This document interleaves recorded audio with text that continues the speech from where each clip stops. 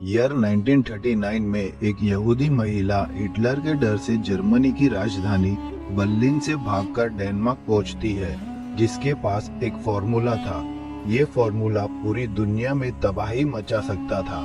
इस फॉर्मूले को पाने के लिए दुनिया भर के देशों में होड़ मची हुई थी और हजारों साइंटिस्ट इसे लेकर उलझे हुए थे। और जब वह डेनमार्क पहुंची तो उसने अपने दोस्त को इस फॉर्मूले के बारे में बताया और ये दोनों इसे लेकर यूनाइटेड स्टेट्स ऑफ अमेरिका पहुंचे, जहां लाखों लोग 3 सालों तक इसी फॉर्मूले पर काम करते हैं और एक बड़े सिलेंडर की तरह दिखने वाली चीज तैयार करते हैं, जिसे लेकर 6 अगस्त 1945 को अमेरिका का B-29 फाइटर प्लेन करीब 10,000 किलोमीटर दूर जापान के एक शहर हिरोशिमा में पहुंचता है। आसमान में अमेरिकन फाइटर जेट को देखकर वहाँ के लोग कुछ समझ पाते इससे पहले ही ये भारी भरकम सिलेंडर नीचे गिरने लगता है। कुछ ही देर में फाइटर प्लेन गायब हो जाता है और सिलेंडर हवा में ही फट जाता है। इसके फटते ही आग का एक भयानक गुब्बारा उठा, जिसने सब कुछ तहस नहस करके रख दिया। कहते हैं कि इसे जानबूझकर हवा में 10 मीटर ऊपर फोड़ा गया ताकि तबाही ज्यादा से ज्यादा हो। आग का ये गोला 3 किलोमीटर चौड़ा और 14 किलोमीटर ऊंचा था और इससे निकली हीट इतनी ज्यादा थी कि इसकी चपेट में आने वाले लोगों की परछाई हमेशा के लिए इन दीवारों पर छप गई। इस एक्सप्लोजन के कारण उस शहर का तापमान 4000 डिग्री सेल्सियस तक पहुंच गया था, जिसमें मेटल से लेकर इंसानों की त्वचा और हड्डियां तक पिघल गई थी। ठीक 8:15 पे रुकी ये घड़ी उस समय को दिखाती है जब हिरोशिमा पूरी तरह से रुक गया था। महाभारत में जिस ब्रह्मास्त्र का जिक्र मिलता है, ये कुछ वैसा ही था, लेकिन ये था क्या? ये था दुनिया का पहला एटम बॉम्ब, लिटिल बॉय, जिसे अमेरिका ने जापान पर गिराया था और अगले कुछ ही पलों में यहाँ के 80,000 से ज्यादा लोग मारे गए थे। लेकिन अमेरिका यही नहीं रुका और सिर्फ 2 दिन बाद यानी 9 अगस्त 1945 को इसने जापान के और एक बड़े शहर नागासाकी पर भी एटम बम गिरा दिया और वहां भी इस विनाशकारी हथियार ने सिर्फ 5 सेकंड में ही करीब 1 लाख लोगों की जान ले ली। ये पहली बार था जो दुनिया इतना भयानक मंजर देख रही थी। और जो महिला इस फॉर्मूले को लेकर यूनाइटेड स्टेट्स ऑफ अमेरिका पहुंची थी, उसका नाम था लीज मीटनर। तो ये बात दिसंबर 1938 की है, जब लीज अपने एक को साइंटिस्ट ओटो हेन के साथ लैब में काम कर रही थी। तब ओटो हेन ने एटम पर जब न्यूट्रॉन की बारिश की तो उसने देखा कि इससे एटम टूट गया है और उससे काफी ज्यादा एनर्जी निकल गई थी। इसे साइंस की लैंग्वेज में न्यूक्लियर फिजन कहते हैं। अब तक दुनिया भर के साइंटिस्ट एटम को तोड़ने की यानी कि न्यूक्लियर फिजन करवाने की कोशिश कर रहे थे, लेकिन असल में ओटो हेन ने ये कर दिखाया। लीज मीटनर और ओटो हेन दोनों एक दूसरे के अच्छे दोस्त थे और वे दोनों पिछले 30 सालों से बर्लिन की उस लैब में एक साथ काम कर रहे थे। इसलिए ओटो हेन ने लीज मीटनर को ये बात बता दी कि उन्होंने ये न्यूक्लियर फिजन कैसे किया। हालांकि ओटो हेन अपने इस इन्वेंशन की वैल्यू नहीं जानते थे, लेकिन लीज जानती थी कि उन्होंने दुनिया का सबसे बड़ा कारनामा कर दिखाया है और अब इससे एटम बॉम्ब बनाया जा सकता है। लेकिन लीज मीटनर तो जर्मनी की साइंटिस्ट थी, तो फिर उन्होंने ये बॉम्ब जर्मनी के लिए क्यों नहीं बनाया? क्योंकि इतिहास में जाकर देखा जाए तो उस समय एटम बॉम्ब बनाने की रेस तो जर्मनी, ब्रिटेन, कनाडा और यूएसएसआर में लगी हुई थी। अमेरिका तो इस रेस में कहीं था ही नहीं। लेकिन आपको ये जानकर हैरानी होगी कि अमेरिका के लिए ये बॉम्ब लीज मीटनर ने नहीं बल्कि किसी और ने बनाया था। और ये बॉम्ब अमेरिका का ही नहीं बल्कि पूरी दुनिया का पहला एटम बॉम्ब था, जिसके बनने की कहानी में बहुत सारे मोड़ आते हैं, क्योंकि एक के बाद एक ऐसी घटनाएं घटी कि दुनिया भर के सभी साइंटिस्टों को एक जगह अमेरिका में इकट्ठा होना पड़ा और इस विनाशकारी हथियार को बनाना पड़ा। इस बॉम्ब की कहानी को जानने से पहले हम इसको बनाने वाले जूलियस रॉबर्ट ओपेनहाइमर की कहानी जान लेते हैं, जिन्हें father of the atomic bomb कहा जाता है। ये उस मैनहट्टन प्रोजेक्ट के डायरेक्टर थे जिसने दुनिया का पहला एटम बम बनाया। इनका जन्म 22 अप्रैल 1904 में न्यूयॉर्क शहर में एक जर्मन जूइश परिवार में हुआ था। ये बचपन से ही काफी इंटेलिजेंट थे। स्कूल में वो अपने टीचर्स से ऐसे ऐसे सवाल करते जिनके बारे में दूसरे बच्चे सोच भी नहीं सकते थे। वो एक साल में ही 2 क्लासेस का सिलेबस पूरा कर लेते थे। लेकिन इतना जीनियस होने की वजह से रॉबर्ट अकेले पड़ गए और स्कूल में भी कोई उनसे दोस्ती नहीं करना चाहता था। जब वो बड़े हुए और कॉलेज गए तो कई बार उनके क्लासमेट्स सवाल पूछने की उनकी ये आदत के कारण क्लास का बॉयकॉट कर देते थे। वो कहते थे कि रॉबर्ट को सिजोफ्रेनिया है। सिजोफ्रेनिया एक मेंटल डिसऑर्डर है जिसमें लोग उन लोगों से बात करते हैं जो दिखते ही नहीं है। इतना ही नहीं, उनके क्लासमेट्स अक्सर उन्हें पागल कहते थे, लेकिन वह नहीं जानते थे कि आगे चलकर यही रॉबर्ट ओपेनहाइमर दुनिया का पहला एटम बम बनाने वाला है। कहते हैं कि जब कोई दोस्त नहीं बना तो रॉबर्ट ने किताबों को ही अपना दोस्त बना लिया और दुनिया की सबसे बेहतरीन किताबों को पढ़ने लगे। इन किताबों को पढ़ने के लिए उन्होंने दुनिया की 8 अलग अलग लैंग्वेज भी सीखी थी, लेकिन वे सबसे ज्यादा प्रभावित श्रीमद् भगवत गीता से हुए थे और ओरिजिनल श्रीमद् भगवत गीता को पढ़ने के लिए उन्होंने स्पेशली संस्कृत भी सीखी थी। लेकिन रॉबर्ट ओपेनहाइमर को क्वांटम फिजिक्स में ज्यादा इंटरेस्ट था और देखते ही देखते उन्होंने कई रिसर्च पेपर पब्लिश कर दिए और वो इतने फेमस हो गए थे उस दौर में कि उन्हें दुनिया भर से पढ़ाने के ऑफर आने लगे थे। इसके चलते उन्होंने कैलिफोर्निया की 2 यूनिवर्सिटीज में पढ़ाना भी शुरू कर दिया था। जब ओपेनहाइमर क्वांटम फिजिक्स में नई रिसर्च कर रहे थे तब उसी समय जर्मनी का चांसलर बनता है एडोल्फ हिटलर। 30 जनवरी 1933 हिटलर के चांसलर बनते ही जर्मनी में एंटीसेमिटिज्म का दौर शुरू हो जाता है और यहूदियों को यानी जूइश लोगों को चुन चुन कर मारा जाने लगता है, क्योंकि हिटलर और नाजी पार्टी के लोग सब ईसाई धर्म के लोग थे जिनके भगवान थे जीसस क्राइस्ट, जिसे 2000 साल पहले यहूदी लोगों ने सूली पर लटका दिया था। इस कारण कई ईसाई लोगों की नजर में यहूदी लोग जीसस क्राइस्ट के हत्यारे थे। यही कारण था कि जूइश लोगों को दुनिया भर के कई धर्मों से, खासकर क्रिश्चियन लोगों से नफरत झेलनी पड़ी। वक्त वक्त पर उन्हें इतना परेशान किया गया कि आज इन्हें दुनिया की सबसे सताई हुई कौम माना जाता है। हिटलर ने इनके लिए स्पेशल कंसंट्रेशन कैंप्स बनवाए थे जिसमें 60 लाख यहूदियों को बेरहमी से मार दिया गया था। उस समय जर्मनी की पॉपुलेशन का एक बड़ा हिस्सा जूइश लोगों का था और ये सब अपर क्लास लोगों में आते थे। ये अच्छे खासे एजुकेटेड थे और अच्छी पोजीशंस पर थे। जर्मनी के बड़े बड़े बिजनेसमैन, यहाँ तक कि कई ताकतवर नेता और बहुत सारे साइंटिस्ट भी जूइश थे जो एटॉमिक बम बनाने के काफी करीब पहुंच गए थे। लेकिन हिटलर ने किसी को नहीं बख्शा, यहाँ तक कि अल्बर्ट आइंस्टाइन को भी नहीं। जर्मनी की उल्म सिटी में पैदा हुए आइंस्टाइन भी यहूदी थे। हिटलर के पावर में आने से पहले जर्मनी के लोग उन्हें हीरो मानते थे। वो जहाँ भी जाके लोगों का उन्हें खूब प्यार और मान सम्मान मिलता। लेकिन हिटलर के चांसलर बनने के बाद हालात इतने बिगड़ गए कि जब आइंस्टाइन सड़कों पर निकलते तो हिटलर के सोल्जर उन्हें गालियां देते और जान से मार देने की धमकी देते। तो ऐसे बर्ताव से दुखी होकर अल्बर्ट आइंस्टाइन जर्मनी छोड़कर अमेरिका चले जाते हैं। यानी कि वो साइंटिस्ट जिसने E=mc² का फॉर्मूला देकर दुनिया को ये बताया था कि मास को एनर्जी में बदला जा सकता है, जिसके फॉर्मूले पर एटम बम बनाया जाना था। हिटलर ने उसे ही अपने दुश्मन देश अमेरिका जाने दिया।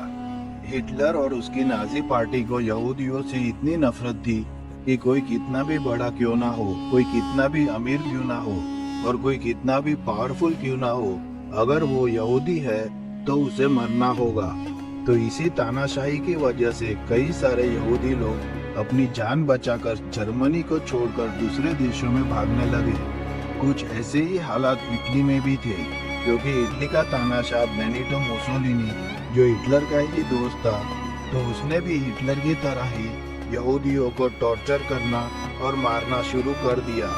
तो अब इसलिए जूइश लोग इटली को भी छोड़कर जाने लगे। इन्हीं में से एक थे एनरिको फर्मी, जिन्होंने 1933 में यूरेनियम पर बमबारी करने के लिए कुछ हल्के तत्वों की खोज की थी।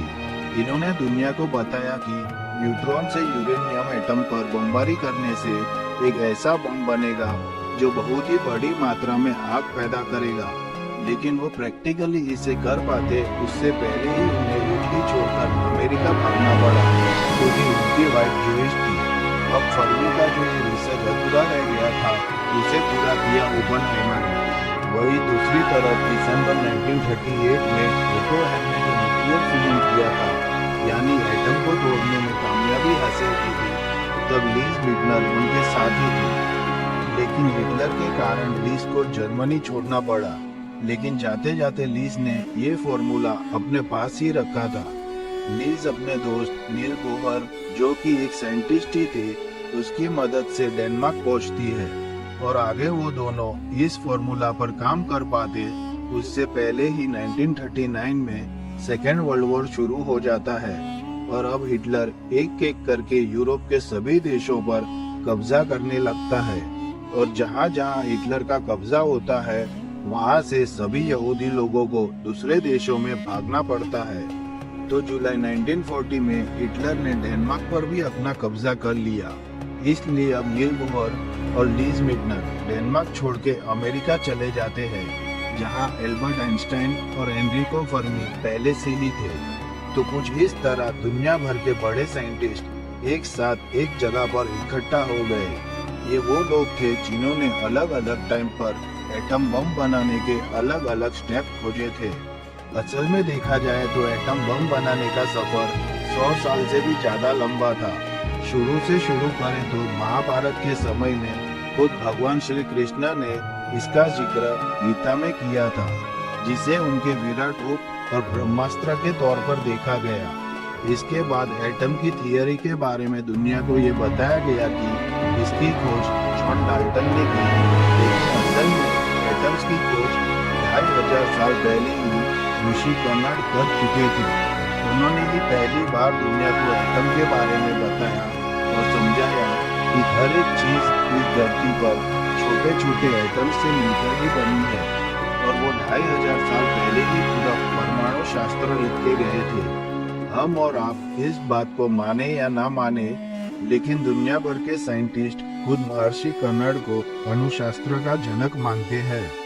फिर ईयर 1789 में जर्मन साइंटिस्ट मार्टिन हेनरिच क्लैपरोथ ने यूरेनियम की खोज की, और इसके करीब 100 साल बाद 1896 में हेनरी बैकरल ने दुनिया को बताया कि यूरेनियम में रेडियो एक्टिव प्रॉपर्टी होती है।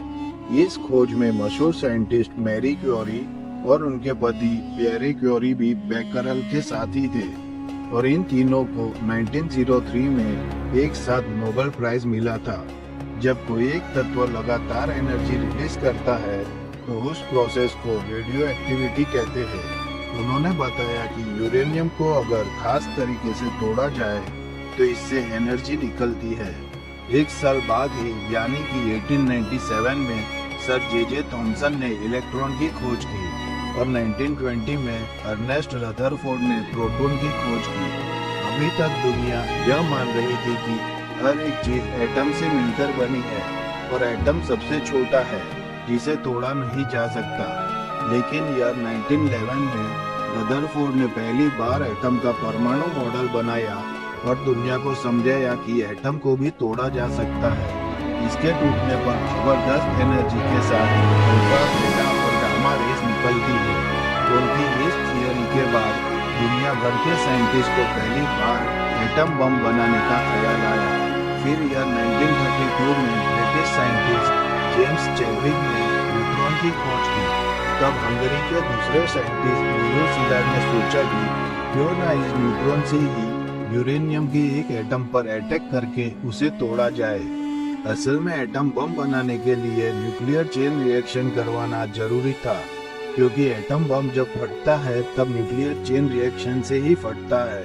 जब यूरेनियम के एक एटम पर न्यूट्रॉन से बमबारी करते हैं तो ये टूट जाता है। इससे दो एटम और कुछ न्यूट्रॉन और बनते हैं और साथ ही काफी एनर्जी निकलती है।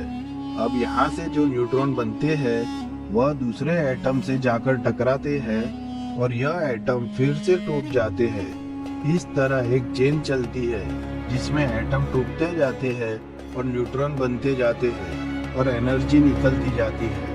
ये सब कुछ इतना तेजी से होता है कि ये एनर्जी ब्लास्ट के साथ बाहर निकलते हैं। आज हम चेन रिएक्शन के इस प्रोसेस को आसानी से समझ रहे हैं, लेकिन सालों पहले साइंटिस्ट इस रिएक्शन को करवाने के लिए कई दिनों तक लैब में रिसर्च किया करते थे।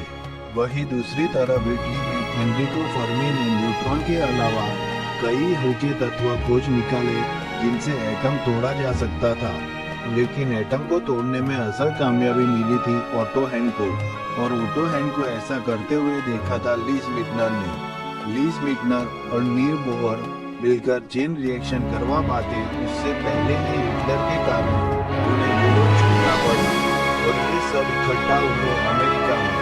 तब नील बोहर ने बाकी के साइंटिस्ट को बताया कि हिटलर एक ऐसा बम बना रहा है जो एक बड़ी तबाही मचा सकता है।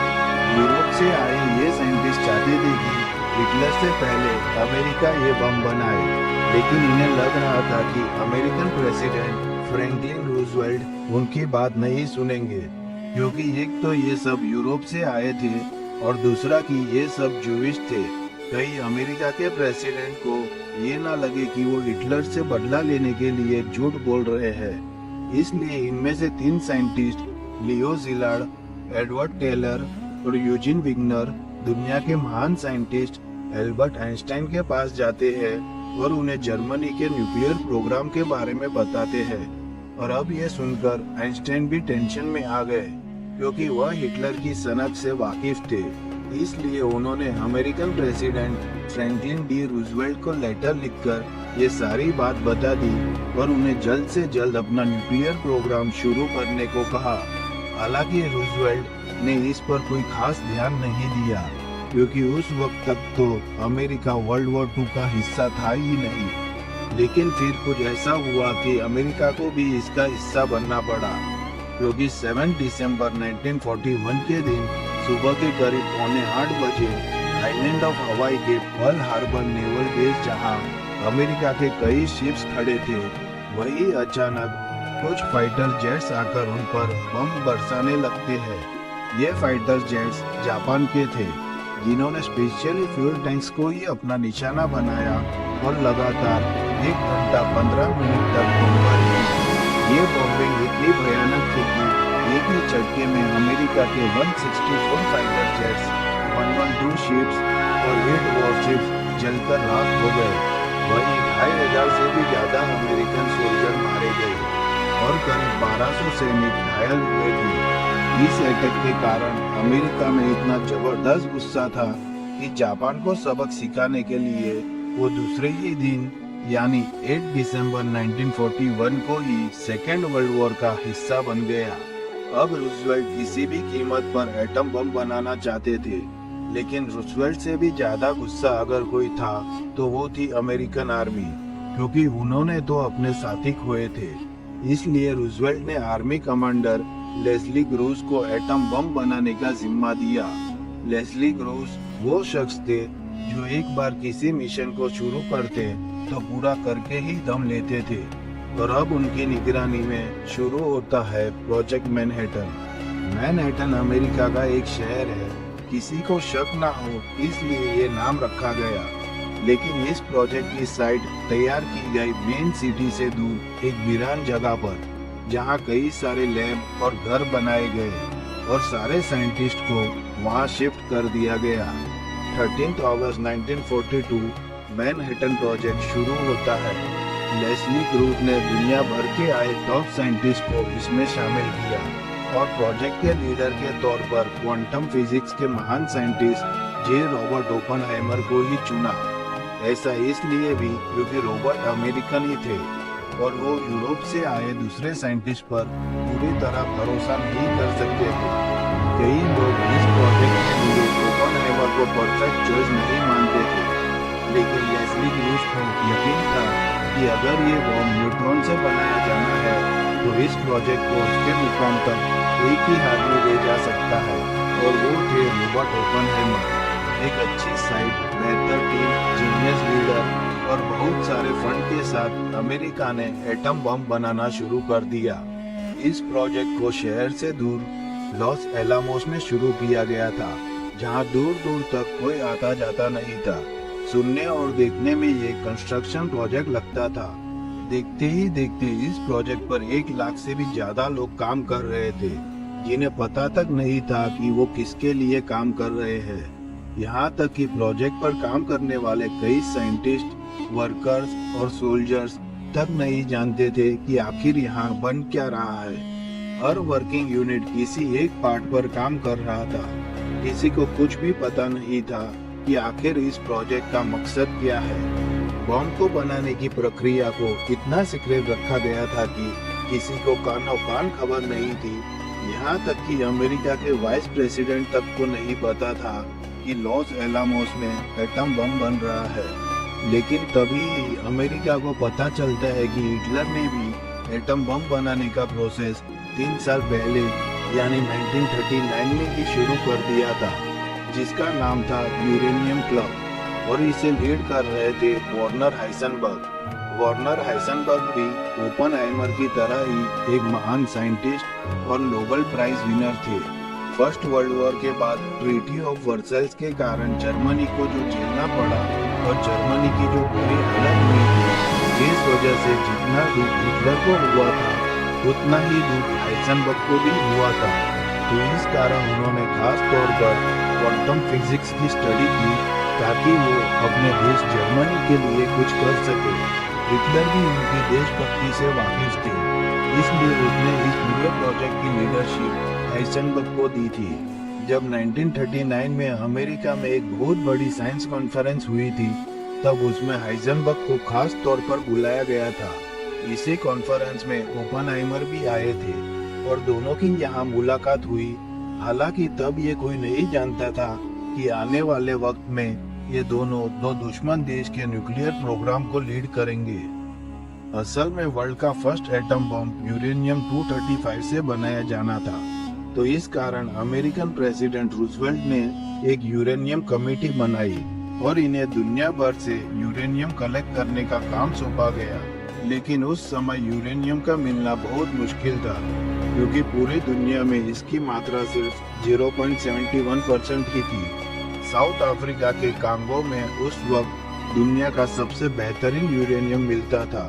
यहाँ यूरेनियम की बड़ी बड़ी माइंस थी, जिनमें सबसे बड़ी थी शिंकोलोब्बे माइन। उस वक्त इसके डायरेक्टर थे एडगर सेंगियर, जो बेल्जियम के एक सरकारी अधिकारी थे। लेकिन ये कांगो उस समय बेल्जियम का गुलाम था।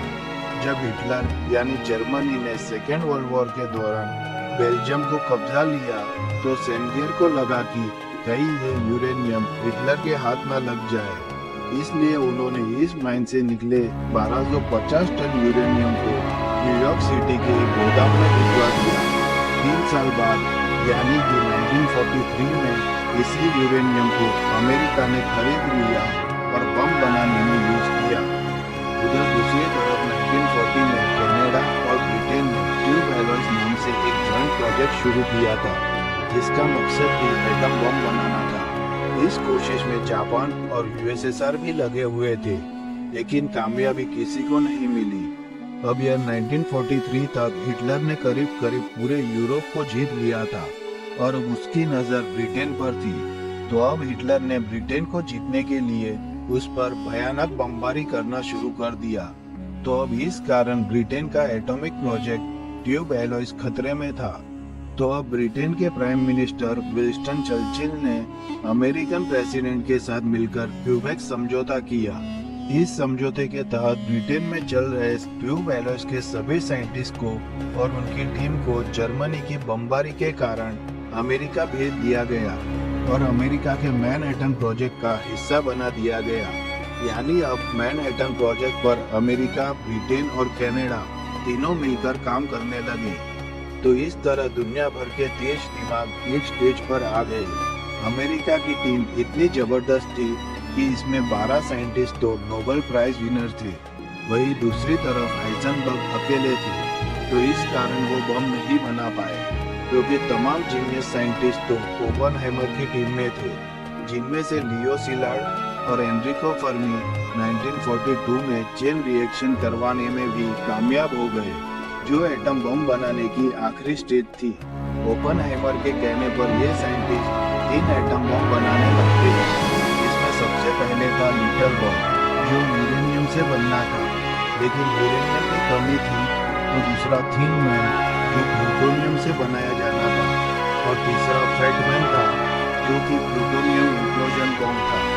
लेकिन ये बम बनकर तैयार हो गए उससे पहले ही 12 अप्रैल 1945 में अमेरिका के प्रेसिडेंट रूजवेल्ट का निधन हो जाता है। अब उसके बाद अमेरिका के vice president Harry S Trueman America के नए प्रेसिडेंट बनते हैं। अब लेस्ली ग्रूव्स उन्हें मैनहट्टन प्रोजेक्ट की सारी जानकारी देते हैं, जिसे ट्रूमैन पूरा सपोर्ट करते हैं।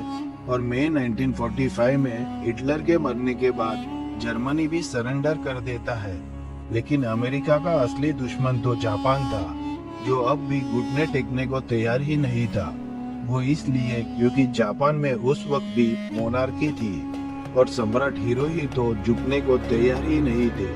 जापान में हालत ऐसे थे कि लोगों के पास खाने के लिए खाना तक नहीं था, लेकिन वे अपने देश के लिए भूखे रहकर भी लड़ने के लिए तैयार थे।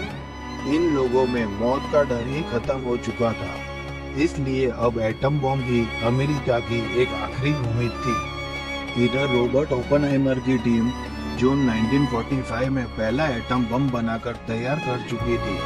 लेस्ली ग्रूव्स चाहते थे कि इसको टेस्ट करने की बजाय सीधे जापान पर गिरा देना चाहिए, लेकिन ओपेनहाइमर के समझाने पर वो टेस्ट के लिए मान गए। इस टेस्ट को नाम दिया गया ट्रिनिटी टेस्ट, और जिस बम का टेस्ट करना था उसका नाम था द गैजेट। टेस्ट के लिए एक बहुत बड़ी खाली जमीन की जरूरत थी, और यह साइट मिली एलामो गोर्डो। एलामो गोर्डो अमेरिका डेजर्ट है, यहाँ पर काफी खाली और बंजर जमीन पड़ी थी, इसलिए तय किया गया कि यहाँ पे ट्रिनिटी टेस्ट किया जाएगा। टेस्ट के लिए यहाँ पर एक बड़ा सा आयरन टावर बनाया गया, ट्रक में रखकर द गैजेट को यहाँ लाया गया और इस टावर पर रखा गया। 9 किलोमीटर दूर एक साइट बनाई गई, जहाँ इस प्रोजेक्ट पर काम करने वाले साइंटिस्ट और आर्मी ऑफिसर्स इसे देखने वाले थे। टेस्ट के लिए टाइम फिक्स किया गया सुबह के 4 बजे, लेकिन एक रात पहले ही एलामो गोर्डो में भयानक तूफान आया था, इसलिए इस टेस्ट को 1.5 घंटा डिले करना पड़ा। 16 जुलाई 1945 सुबह के 5:30 बजे काउंटडाउन शुरू होता है और एक ही झटके में दुनिया का पहला एटम बम फट जाता है। जोरदार धमाका हुआ, जिसके तुरंत बाद ही तेज गर्मी की एक लहर पूरे रेगिस्तान में फैल गई थी और इतनी भयानक रोशनी हुई कि ग्लासेस पहनने के बावजूद भी कई साइंटिस्ट कुछ सेकंड के लिए अंधे हो गए थे। लोहे का वो टावर जिस पर बम रखा था वो पूरी तरह पिघलकर राख बन गया और जमीन का रंग काला पड़ गया। 12,000 फुट ऊंचा आग का एक गुब्बार उठा जो 4,000 फुट तक फैला था, जिसे देखकर लगा कि आसमान में हजारों सूरज एक साथ चमक उठे हो। इसे देखकर सभी साइंटिस्ट हैरान थे कि हमने ये क्या बना दिया। इस नजारे को देखकर प्रोजेक्ट के लीडर रॉबर्ट ओपेनहाइमर के मुंह से भगवत गीता का एक श्लोक निकलता है। I remembered the line from Hindu scripture, the Bhagavad Gita. Vishnu is trying to persuade the prince that he should do his duty, and to impress him that God might be honored for him. He says, "Now I am become death, the destroyer of worlds." उन्होंने खुद एक interview में बताया कि उन्होंने भगवत गीता का श्लोक पढ़ा था, जिसका मतलब है कि हे अर्जुन, अब मैं संसार का नाश करने वाला काल यानी कि मृत्यु बन चुका हूँ। मैं तीनों लोगों को खत्म कर सकता हूँ और तुम्हारे सामने खड़े जिन रिश्तेदारों पर तुम बाण नहीं चला रहे, वो सब भी मारे जाएंगे। यह बात श्री कृष्ण ने अर्जुन से तब कही थी जब अर्जुन ने युद्ध लड़ने से मना कर दिया था। लेकिन लियो शिलार्ड चाहते थे कि जापान को इससे पहले एक वार्निंग दी जाए। इसके लिए उन्होंने ट्रूमैन को लेटर भी लिखा था, लेकिन ये लेटर उन तक कभी पहुंच ही नहीं पाया।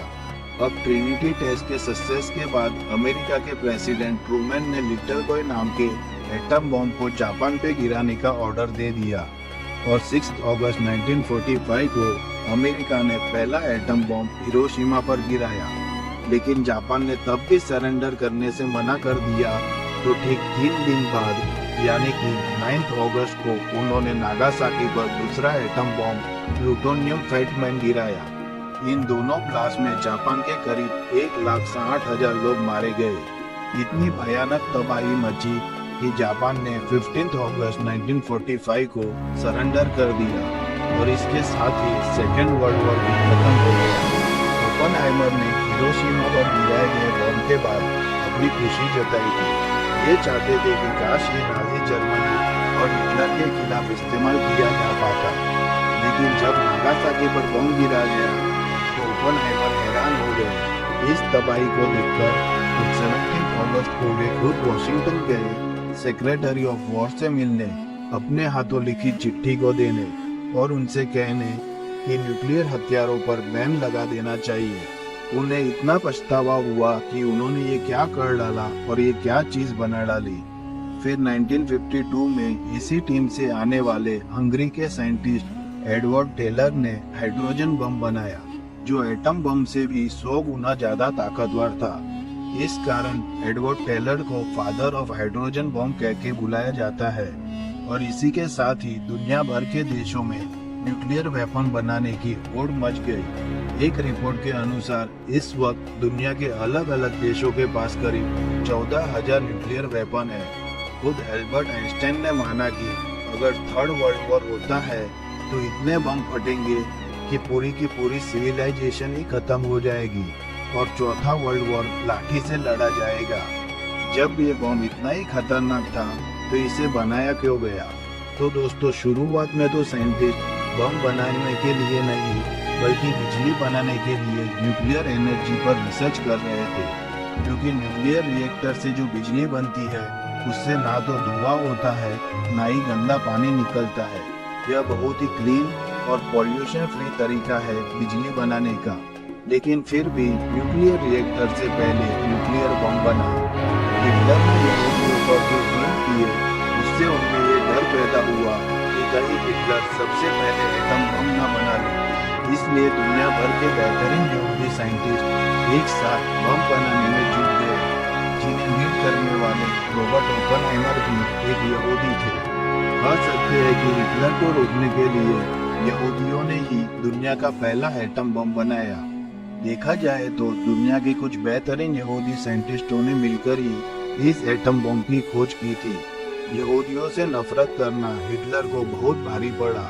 हो सकता था कि हिटलर के डर से ये जूविश साइंटिस्ट अमेरिका नहीं भागते तो शायद ये पहला एटम बम जर्मनी के पास होता। लेकिन पहला एटम बम बनाना रॉबर्ट ओपेनहाइमर की ही किस्मत में लिखा था और जो अमेरिका को ही मिलना था। तो दोस्तों, ये थी दुनिया के पहले एटम बम बनने की कहानी। अगर आपको ये वीडियो अच्छी लगी हो तो लाइक, शेयर और सब्सक्राइब करना मत भूलना। Thank you.